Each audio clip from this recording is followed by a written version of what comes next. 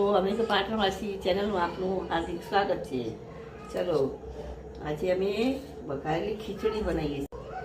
કુકરમાં તેલ મૂક્યું છે અને આ બધા ખડા મસાલામાં મેં તમાલપત્ર, લવિંગ, આખા મરચાં, જીરું, તુવેરના દાણા, લીલી સૂકી ડુંગળી સમારેલી અને ચોખા અને મગની દાળ મિક્સ કરી. ચલો હવે બધા મસાલા અંદર એડ કરીએ.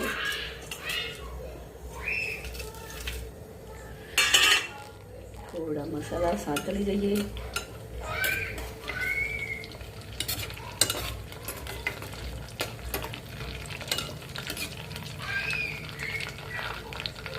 ચલો હવે મસાલા સંતળાઈ જાય છે, સંતળાઈ જવાયા છે. હવે અમે એની અંદર ડુંગળી નાખીશું.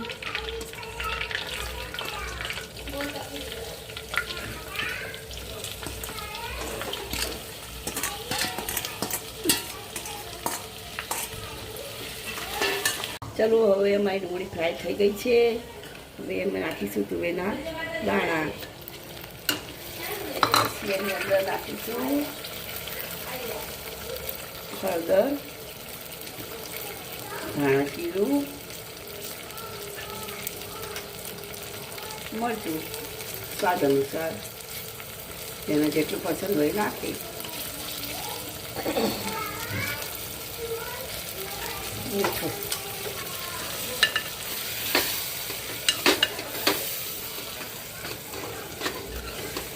ખીચડી નાખી. ચલો હવે નાખી દઈશું એમાં ખીચડીને ધોઈને રાખી હતી હવે આની અંદર નાખી દઉં.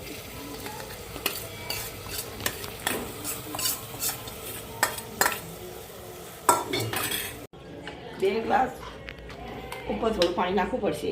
હવે એની અંદર લીલું લસણ નાખીશું.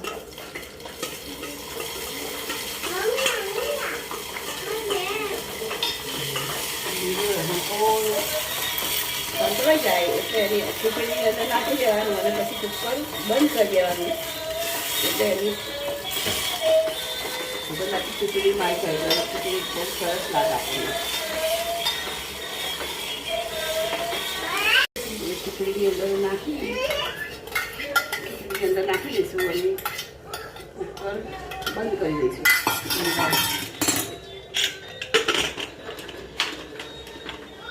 એની સુગંધ એની અંદર એટલે ખીચડી સારી લાગે. ખીચડી જોડે બનાવીશું હવે ટામેટાની ચટણી. એમાં મેં 3 ડેકરી તેલ નાખ્યું છે અને હવે હું નાખીશ એમાં જીરું. જીરું થોડું થઈ જાય પછી એની અંદર હું નાખીશ સમારેલું લસણ.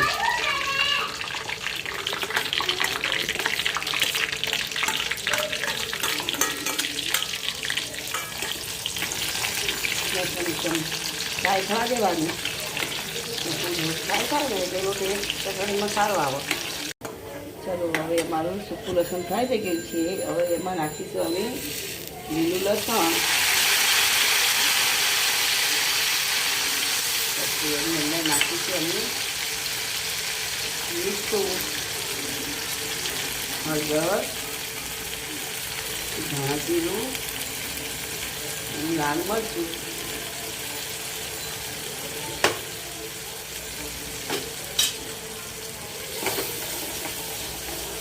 થોડું ફ્રાય થઈ જાય એટલે એની અંદર નાખી દઈશું હવે અમે ટામેટાં. આ ટામેટાને હવે 10 થી 15 મિનિટ માટે અમે થવા દઈશું. પછી અમારી ચટણી થઈ જશે તૈયાર. મસાલા ખીચડી કેવી છે? દેવને આવી ભાવે છે? દાદી કેવી બનાવજો. હા દેવને બહુ ભાવે છે. Yummy yummy. મારો વિડીયો પસંદ આવે તો અમે તો પાટણવાસી ચેનલને લાઈક અને સબસ્ક્રાઈબ જરૂર કરશું. જય શ્રી કૃષ્ણ.